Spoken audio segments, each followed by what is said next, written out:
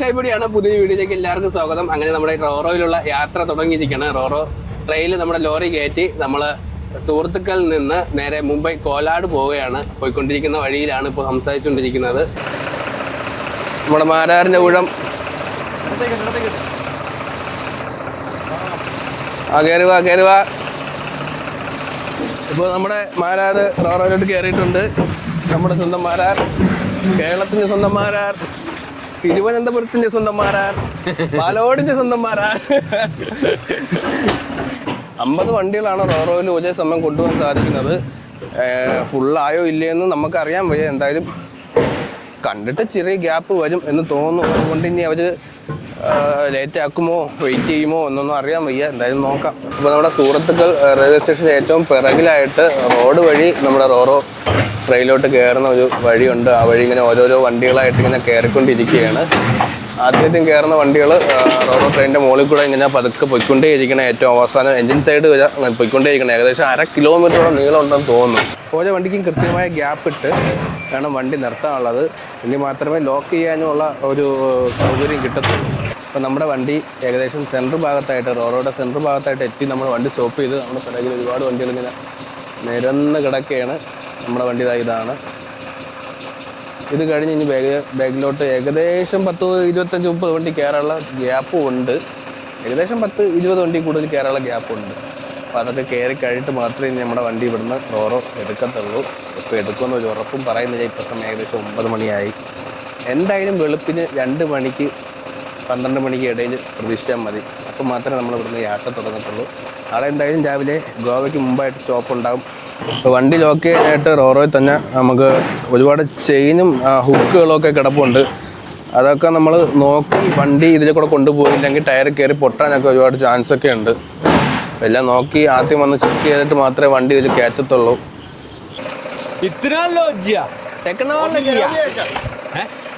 ഇല്ല, ഞാൻ കയറിക്കോളാം. കുപ്പിയിൽ വെള്ളം എടുക്കണം. നീ കയറണ ഇതിലേ കയറും. വെള്ളം നമുക്ക് സ്റ്റോപ്പ് ചെയ്ത് വെക്കണമല്ലേ? ആരും കിടക്കാണ്ട് ഇന്നാൾ വയ്യാതെ ചവിട്ടി കയറുന്നത്. അവിടെ സ്റ്റെപ്പ് ഉണ്ടാ പറഞ്ഞ കേൾക്കുന്നില്ലെന്നായി അണ്ണ. അവന് പൊക്കമുണ്ടെണ്ണ. നമ്മൾ ഉദ്ദേശിച്ച് നടക്കുന്നതല്ലേ.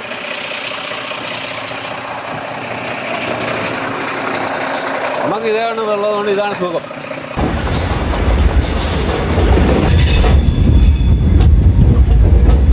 അപ്പോൾ അവിടെ വന്നിട്ട് എങ്ങനെയാണ് നമ്മളിത് കയറിയ എന്നുള്ള കാര്യം വിശദീകരിച്ച് തരാം.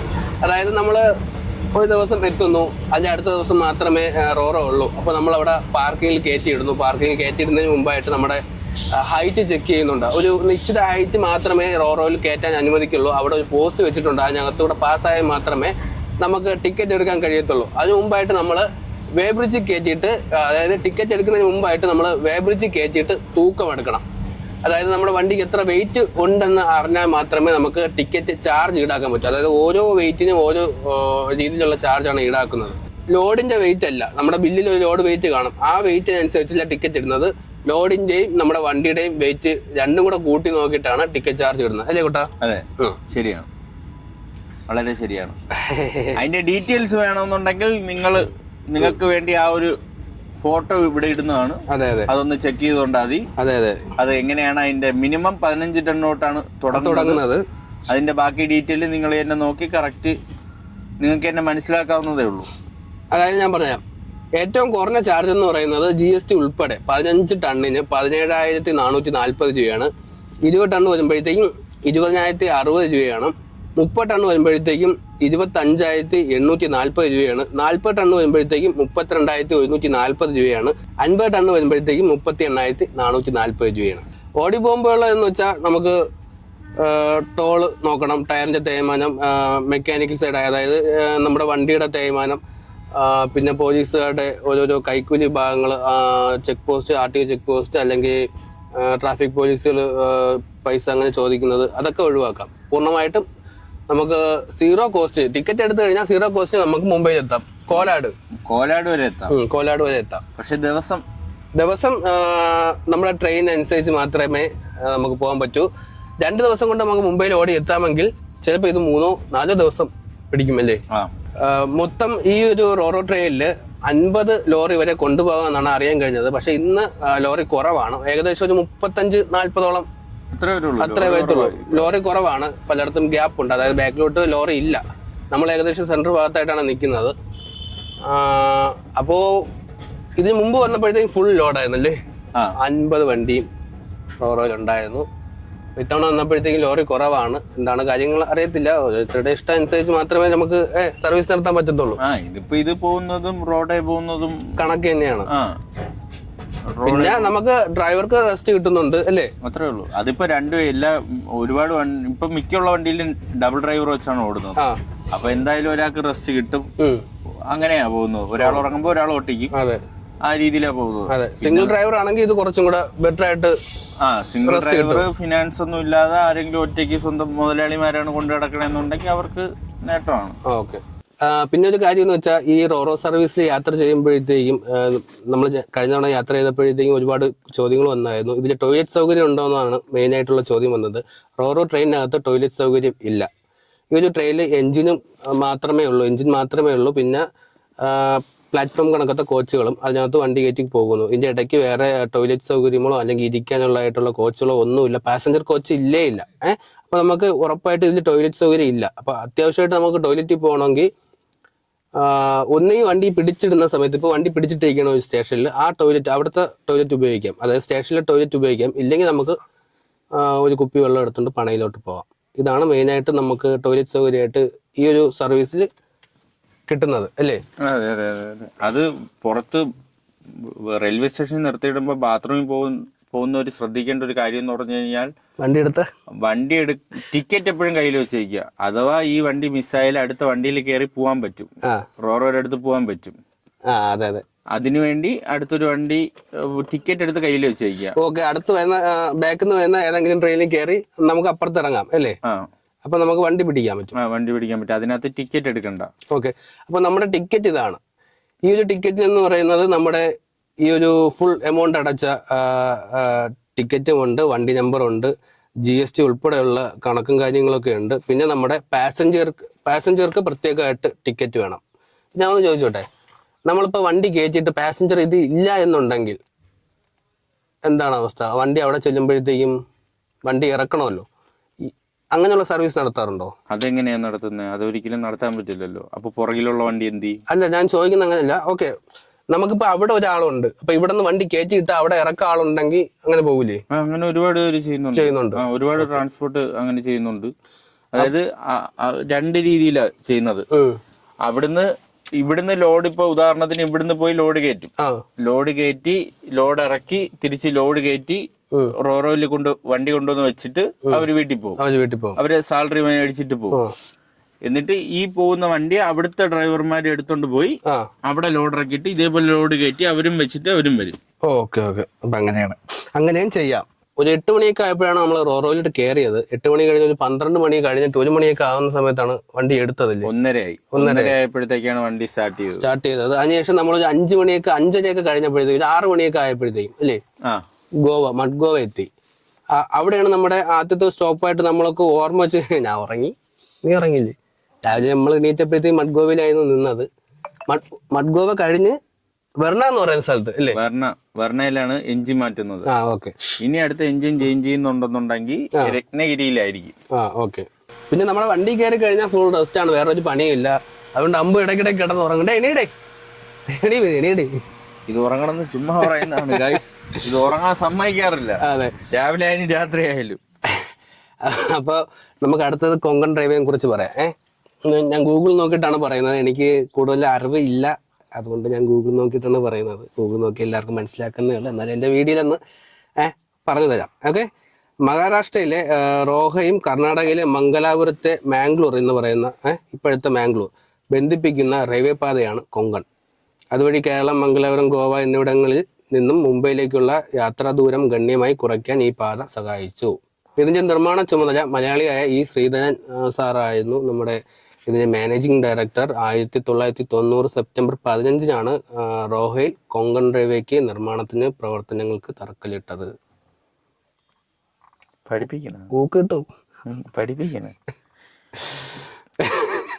ചുരുക്കത്തിൽ പറഞ്ഞ കൊങ്കൺ റെയിൽവേ എന്നത് ഇന്ത്യയുടെ പടിഞ്ഞാറൻ തീരത്തുള്ള ഒരു പ്രധാന റെയിൽവേ ലൈനാണ്. അവിടെ ഗൂഗിൾ നോക്കിയിട്ട് പറയുന്നത് ഇത് നിരവധി സംസ്ഥാനങ്ങളിലൂടെ കടന്നു പോകാറുണ്ട്. കൊങ്കൺ റെയിൽവേ പാതയിലാണ് റോറോ സർവീസ് ആദ്യമായി ഇന്ത്യയിൽ തുടങ്ങുന്നത്. അപ്പോൾ നമ്മുടെ രാവിലത്തെ പരിപാടി എന്ന് പറയുന്നത് കുറച്ച് അവല് ഇരിപ്പുണ്ട്, ശർക്കര ഇരിപ്പുണ്ട്, തേങ്ങ ഉണ്ട്. അപ്പോൾ അതൊക്കെ ആയിട്ട് ഞാവിടി നമ്മൾ നനച്ച് കൊവുത്ത് കഴിക്കാനുള്ള പരിപാടിയാണ്. നമ്മുടെ അമ്പു സാറ് രാവിലെ തന്നെ തേങ്ങ തിരുവാണ്. അപ്പോൾ തേങ്ങ ഫുള്ള് വേണോ എന്നാണോ? വേണ്ട വേണ്ട, നമ്മളങ്ങോട്ട് പിന്നെ നമ്മളായിട്ട് കഴിക്കുമ്പോഴത്തേക്ക് അത് പവറായിട്ടിരിക്കട്ടെ, നമുക്ക് ഇച്ചിരി കൂടുതൽ കഴിക്കാമല്ലോ. അതാണ് ഗുരുഭക്തി.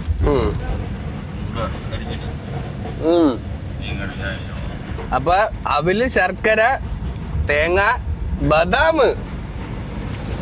ഹൈ പ്രോട്ടീൻ അല്ലേ?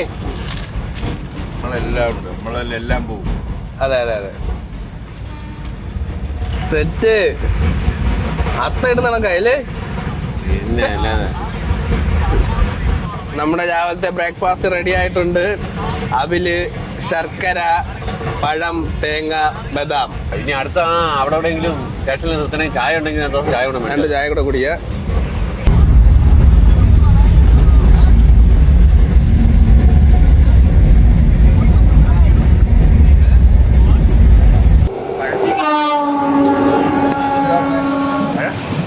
അപ്പോൾ നമ്മുടെ ലോറി റോറോയിൽ കയറ്റിക്കഴിഞ്ഞാൽ ആദ്യം ചെയ്യുന്ന പരിപാടി എന്ന് പറയുന്നത് ചെയിൻ ലോക്കാണ്. ചെയിൻ ലോക്ക് ചെയ്യുന്നതിന് ഇവിടെ തന്നെ സ്റ്റാഫ് ഉണ്ടാവും, 100 രൂപയാണ് അവരുടെ കൂലി. അല്ലാതെ നമുക്ക് തന്നെ ചെയ്യാം, പക്ഷെ അവർ കുറച്ചും കൂടെയൊക്കെ എക്സ്പീരിയൻസ് ഉള്ളതുകൊണ്ട് നല്ല വൃത്തിക്ക് ചെയ്യും. ഇവിടെ വണ്ടി പിടിച്ചിട്ടേക്കായിരുന്നു, ഓപ്പോസിറ്റ് വരുന്ന വണ്ടി പാസ്സായി മാത്രമേ നമുക്കിനി ഫ്രണ്ടിലോട്ട് പോകാൻ പറ്റത്തുള്ളൂ.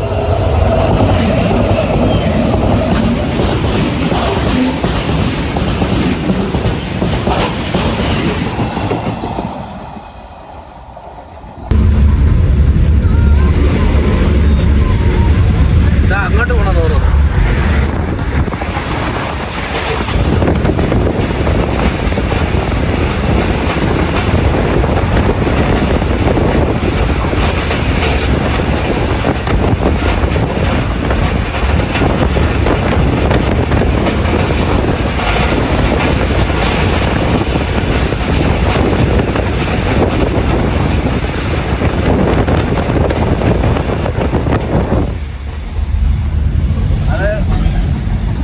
അങ്ങോട്ട് പോകുന്നു, സുഹൃത്തുക്കളിൽ നിന്ന് നമ്മൾ കോലാട് മുംബൈയിലോട്ട് പോകുന്നു. അവിടെ മുംബൈയിൽ നിന്ന് നമ്മുടെ സുഹൃത്തുക്കളിലോട്ട് ഇങ്ങോട്ട് വരുന്ന റോഡാണ് ഇപ്പോൾ നിങ്ങൾ കണ്ടത്.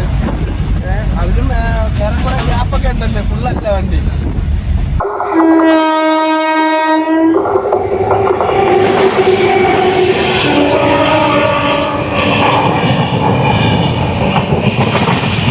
ഇവിടെ ഒരു കിടിലം എഞ്ചിൻ നിപ്പുണ്ട്, പഴയ കാലത്തെ ആണെന്ന് തോന്നുന്നു കണ്ടിട്ട്. നല്ല രസമുണ്ട്, പണിക്കൊക്കെ ഉപയോഗിക്കുന്നതായിരിക്കും, ട്രാക്ക് മെയിൻ്റെനൻസിനൊക്കെ.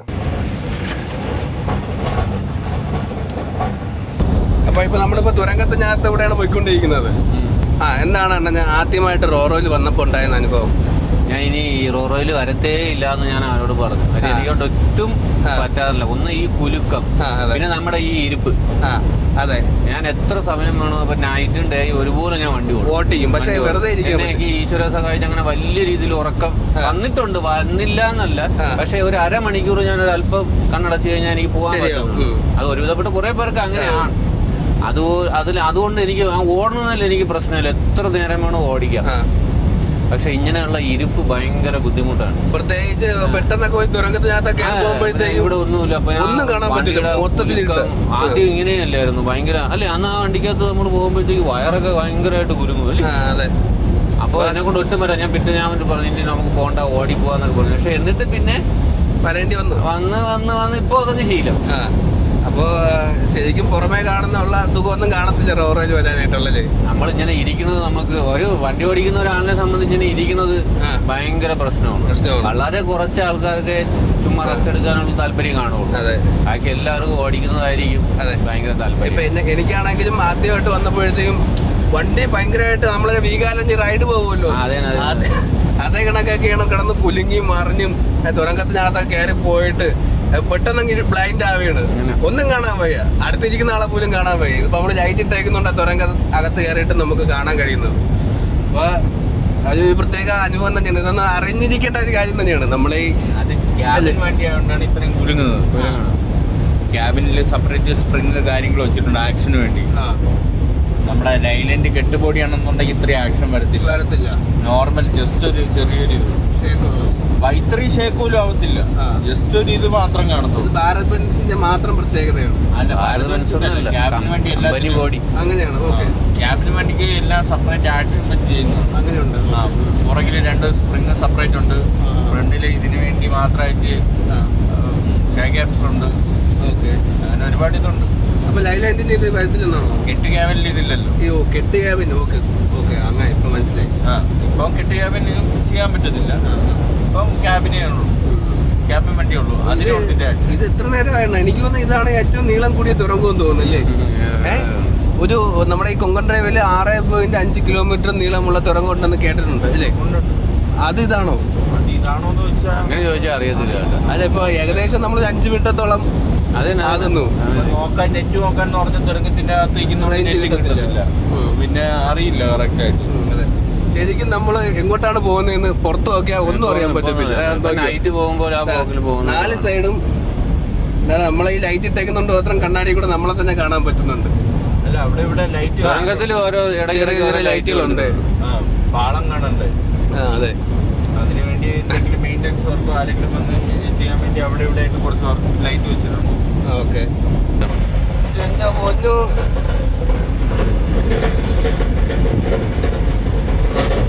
പുറത്തോട്ടൊന്ന് നോക്കിയത് നമ്മൾ എത്ര ഹൈറ്റിലാണ് പോണേന്ന് അറിയാമോ? ഒരു രക്ഷയില്ല.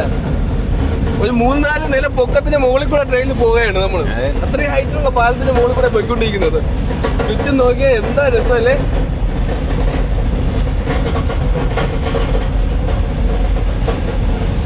കുറച്ച് ദിവസം മഴ പെയ്തതുകൊണ്ട് എല്ലാം പച്ചപ്പായിട്ട് ഇപ്പൊ ചൂട് സമയത്താണെങ്കിൽ ഇത് എത്രയും അല്ലാത്ത ചൂട് സമയത്ത് അതെ. ഇപ്പൊ നേരത്തെ കുറെ മഴയില്ല, ഇപ്പോഴും മഴയില്ല. മഴ സമയത്ത് വന്നുള്ള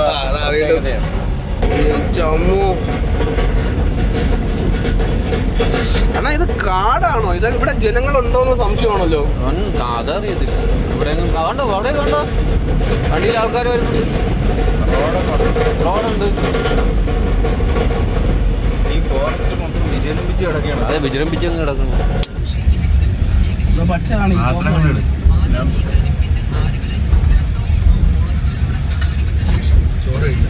അപ്പൊ നമുക്ക് അടുത്തതായിട്ട് ഖാന ഖാവോ ഉച്ചയൊക്കെയായി. അപ്പൊ നമ്മളെ അടുത്ത ഫുഡ് കഴിക്കുകയാണ്. ഇനി ഇത് വെച്ചോണ്ടിരുന്നാലേ ഈ ചിക്കൻ കറി എല്ലാം നല്ല വളിച്ചിട്ട് ഭയങ്കര പ്രശ്നം. മോശം സ്മെല്ലാവും അല്ലേ? കഴിക്കാൻ പറ്റാത്താവും. ഒരു ഇതിപ്പോ ചൂടാക്കാൻ പറ്റത്തില്ലല്ലോ. ഈ വണ്ടിയിലിരുന്ന് ഇങ്ങനെ കുലുങ്ങി പത വരുമല്ലേ? അതുകൊണ്ട് പെട്ടെന്ന് ഇത് കഴിച്ചില്ലെങ്കിൽ മോശം. പിന്നെ നമുക്ക് കഴിക്കാൻ പറ്റത്തില്ല. നമ്മൾ പട്ടിണി കിടക്കേണ്ടി വരും. വെറുതെ നമ്മൾ മേടിച്ചിട്ട് സമയം നോക്കണ്ട, അത് കഴിച്ചാൽ. അതെ അതെ, പിടിച്ചു. പീസുകൾ തരാം, പീസുകൾ വാഴട്ടെ, കോരിയിട്ടെ.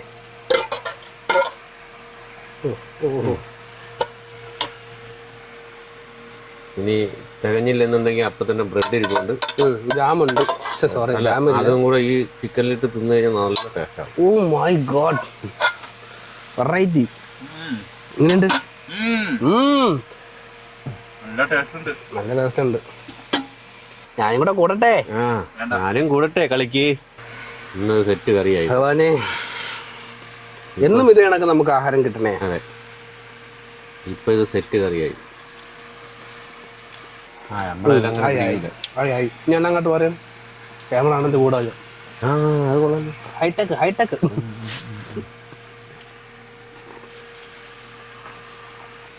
ഇനി രാത്രിയിലേക്ക് നമുക്ക് ബ്രെഡും പഴവും അല്ലേ അണ്ണാ? അല്ലേ? നമ്മള് രത്നഗിരിയിൽ ടൈം എടുക്കുന്ന നമുക്ക് അവിടെ വെച്ച് വെക്കാം. അപ്പോൾ ഈ ഒരു സ്റ്റേഷനിൽ വണ്ടി പിടിച്ചിട്ടിട്ട് ഏകദേശം 15 മിനിറ്റ് കൂടുതലായെന്ന് തോന്നുന്നു. ഞങ്ങൾ ഓരോ സ്റ്റേഷനിലും 1/2 മണിക്കൂർ 1 മണിക്കൂർ വരെ പിടിച്ചിടാറുണ്ട്. ഇനി നമുക്ക് പ്രത്യേകിച്ച് പരിപാടി ഒന്നും തന്നെ ഇല്ലല്ലേ? നമ്മൾ ഇഷ്ടംപോലെ വീഡിയോ എടുക്കാറുണ്ട്, ഇഷ്ടംപോലെ റെസ്റ്റ് എടുക്കാറുണ്ട്.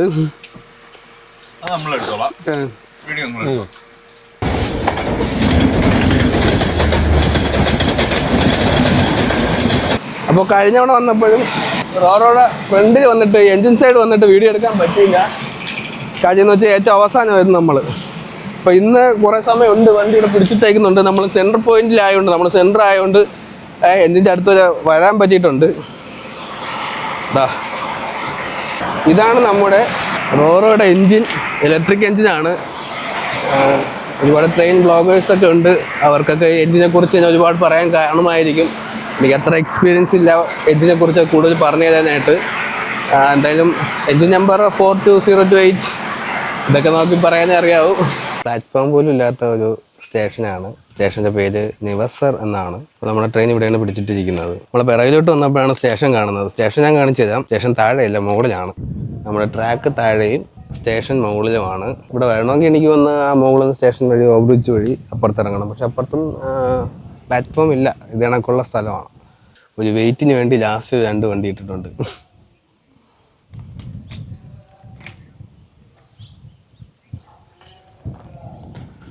നമുക്കിനി ഒരുപാട് നിന്ന് കറങ്ങാതെ നമ്മുടെ വണ്ടി കയറിയിരിക്കുക. അപ്പോൾ നമ്മളിവിടെ വന്നിട്ട് ഇനി ഏകദേശം 1/2 മണിക്കൂറായി. സിംഗിൾ ട്രാക്ക് ആയതുകൊണ്ടാണ് കേട്ടോ. ഒരു വണ്ടിക്ക് പാസ്സാവാനുള്ള ടൈം കൊടുക്കാനായിട്ടാണ് ഇട്ടേക്കുന്നത്. കൊള്ളാലോ, എൻജിൻ കൊള്ളാലോ.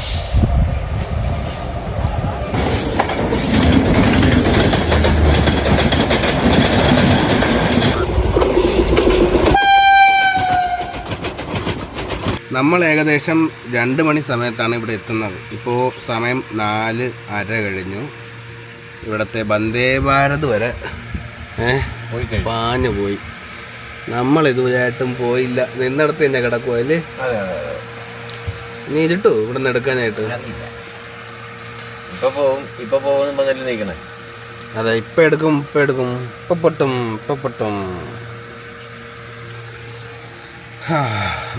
നമ്മുടെ യാത്രകളിൽ ഏറ്റവും ബോറിംഗ് ആയിട്ടുള്ള പരിപാടിയാണ് ഒരു സ്ഥലത്ത് കിടക്കുക എന്നുള്ളത് അല്ലേ? അതും 2:30. ഒരു സിനിമ കണ്ടിരുന്നെങ്കിൽ നമുക്ക് ഇപ്പം തീർക്കാതില്ലേ? അതെ, ഓടിക്കൊണ്ടിരുന്ന പുതിയ പുതിയ കാഴ്ചകൾ, പുതിയ കാര്യങ്ങൾ അല്ലേ, പുതിയ അനുഭവങ്ങൾ.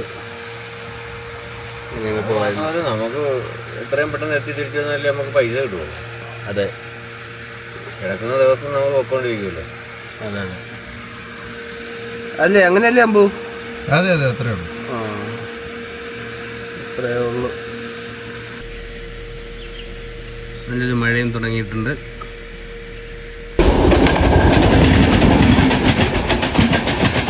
ഏകദേശം 3 അങ്ങോട്ടും 3 ഇങ്ങോട്ടും 6-7 വണ്ടിയെങ്കിലും പോയിട്ടുണ്ടാവും. എല്ലാവർക്കും സിഗ്നലുണ്ട്. നമ്മുടെ റോറയ്ക്ക് മാത്രം സിഗ്നലില്ല. നമ്മളെന്നും ആർക്കും വേണ്ടെന്ന് തോന്നുന്നു. നമ്മുടെ യാത്ര ഇവിടെ നിന്ന് വീണ്ടും തുടങ്ങിയാണ്. സമയം ഏകദേശം 6 മണിയോളമായി. എന്നൊന്ന് ബോറടിച്ച് വെറുതെ ഇരിക്കുക, കിടക്കുക, മൊബൈലിൽ കളിക്കുക, ഇതൊക്കെ തന്നെയാണ് നമ്മുടെ പരിപാടി.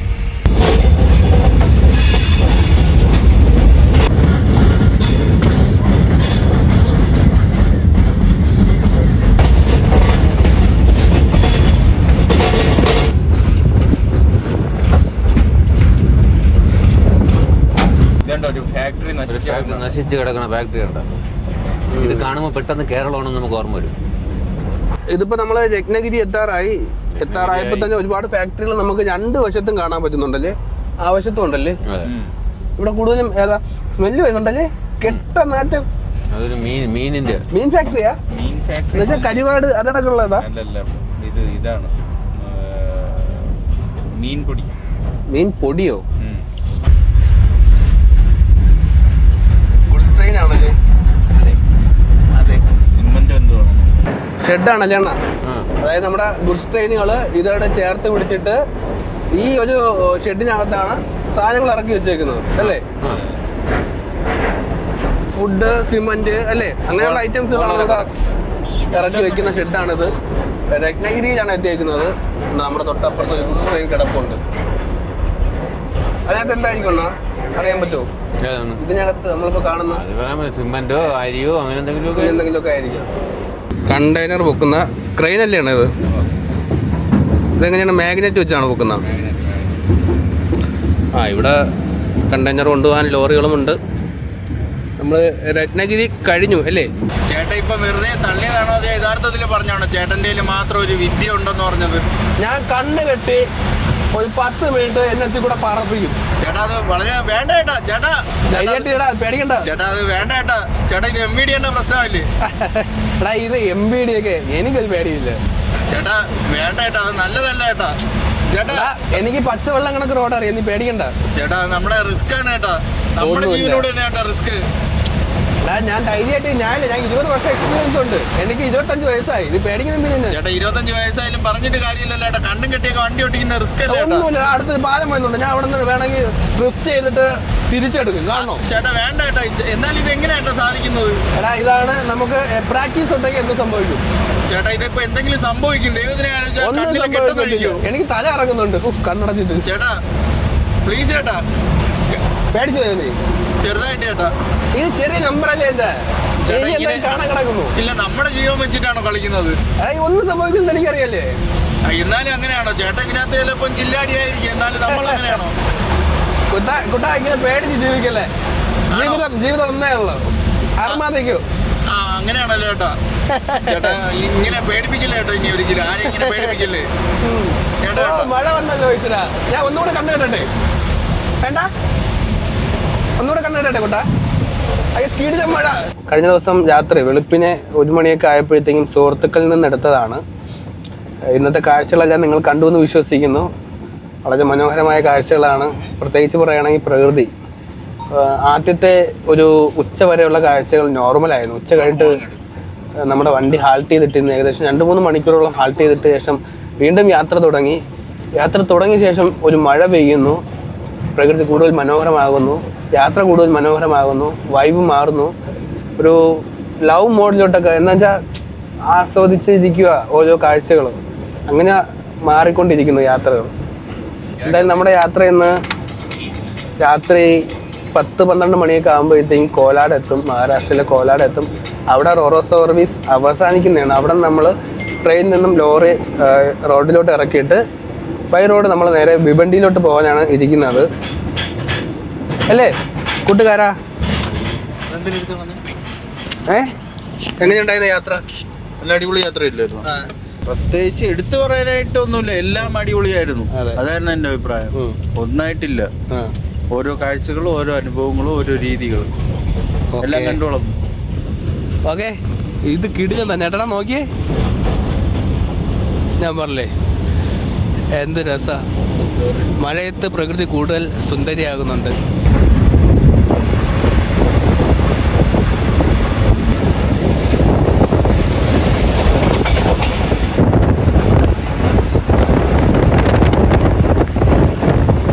നമ്മുടെ റോറോ ട്രെയിനിലെ യാത്ര ഇവിടെ അവസാനിക്കുകയാണ്. സമയം ഏകദേശം 10 മണിയായി.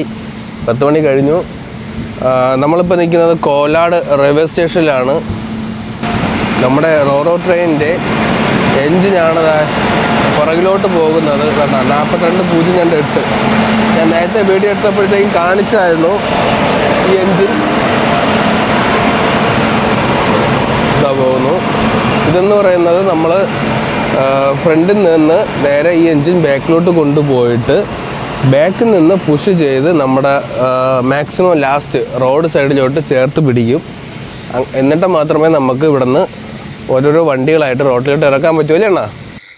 ഇവിടെ ഇരിക്കുന്ന പുള്ളിക്കാരൻ റേഡിയോയിലൂടെ സിഗ്നൽ കൊടുത്തുകൊണ്ടിരിക്കുകയാണ്.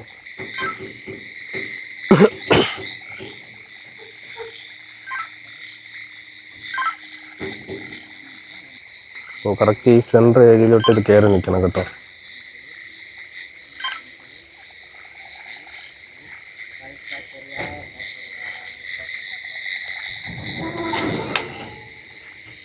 ഓക്കെ, ഇപ്പം എല്ലാം കഴിഞ്ഞ് ഓരോരോ വണ്ടിയായിട്ട് ഇറങ്ങി തുടങ്ങി. അപ്പോൾ ഇവിടെ ഒരു വണ്ടിയിൽ ഡ്രൈവറില്ല കേട്ടോ. അതുകൊണ്ട് ഇനി ഇതിൻ്റെ പുറകിലുള്ള വണ്ടിക്ക് ആർക്കും മുന്നോട്ട് വരാൻ പറ്റത്തില്ല. ഇനി ഇതിൻ്റെ ഡ്രൈവർ വന്ന് ഈ വണ്ടി മാറ്റിയാൽ മാത്രമേ ഇനി നമുക്ക് ഇറങ്ങാൻ കഴിയത്തുള്ളൂ എന്നാണ് അറിയാൻ കഴിഞ്ഞത്. അപ്പോൾ ഇവിടുത്തെ സ്റ്റേഷൻ ഇൻചാർജുള്ള ആൾക്കാർ വന്ന് ഇതിൻ്റെ ആൾക്കാരെ വിളിച്ചിട്ടുണ്ട്, വരാൻ ഇപ്പോൾ ഉടനെ എത്തുമെന്ന് പറഞ്ഞു. ഇത് സംഭവം അവിടെ കർണാടകയിൽ നിന്ന് ഒരു ഡ്രൈവർ കയറ്റി വിടുന്നു, ഇവിടെ ഒരാൾ വന്ന് എടുക്കുന്നു. അങ്ങനെയുള്ളൊരു പരിപാടിയാണ്. അപ്പോൾ നമ്മൾ ഇനിയും താമസിക്കും. ഇപ്പം തന്നെ 1.5 മണിക്കൂറായി നമ്മളിവിടെ എത്തിയിട്ട്. സമയം ഏകദേശം 11:30 ആവുന്നു. ഇനി എപ്പോൾ ഈ ഒരു വണ്ടിയുടെ ഡ്രൈവർ വന്നു, എപ്പോൾ ഇറങ്ങുമെന്ന് അറിയാൻ വയ്യ. സമയം ഇപ്പോൾ ഏകദേശം 12 മണിയായി. അപ്പോഴാണ് നമ്മുടെ മുന്നിലുള്ള വണ്ടി ഡ്രൈവർ ഇല്ലാതെ കിടന്നെന്ന് പറഞ്ഞില്ലേ, അതിൻ്റെ ഡ്രൈവർ വന്നു, ആ വണ്ടി എടുത്തു. അങ്ങനെ നമ്മളിവിടെ നിന്ന് ഇറങ്ങുകയാണ്. അപ്പോൾ ഇന്നത്തെ ഒരു വീഡിയോ ഇവിടെ അവസാനിക്കുകയാണ്. നമ്മൾ റോട്ടിലോട്ട് ഇറങ്ങി നേരെ ഭിവണ്ടിയിലോട്ട് പോവുകയാണ്. ഏകദേശം 100 കിലോമീറ്റർ 150 കിലോമീറ്റർ ആ ഒരു റേഞ്ചിലേ ഉള്ളൂ ഇനി നമ്മുടെ ഡെലിവറി പോയിന്റിലോട്ടുള്ള യാത്ര. അപ്പോൾ വീഡിയോ എല്ലാവർക്കും ഇഷ്ടപ്പെട്ടു എന്ന് വിശ്വസിക്കുന്നു.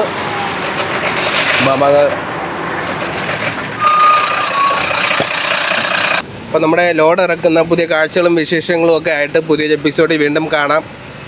അപ്പോൾ ടാറ്റ അമ്പു സാർ, ടാറ്റ ചാച്ചിക്കോ, ഗുഡ് നൈറ്റ്, ബൈ ബൈ.